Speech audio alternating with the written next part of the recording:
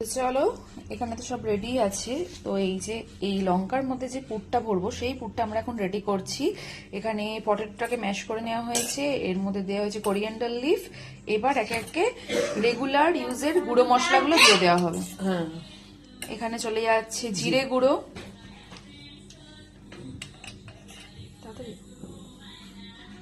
লঙ্কা গুঁড়ো,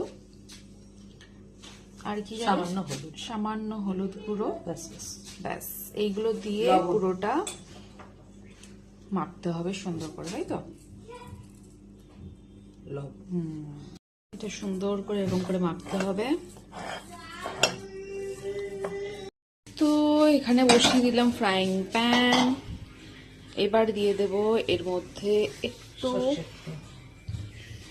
সর্ষের তেল অ্যাড করব ফ্রাইয়ের জন্য।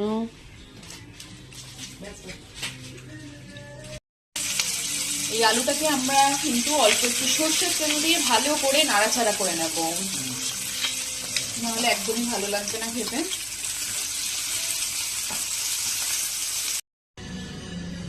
এই যে আমাদের পুর রেডি হয়ে গেছে।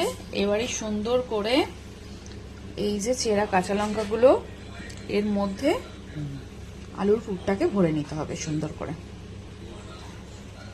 একটা পুর ভরা হয়ে গেছে, নেক্সট আর একটা। এইভাবে আমরা সবকটায় পুর ভরে রেডি করে নেব।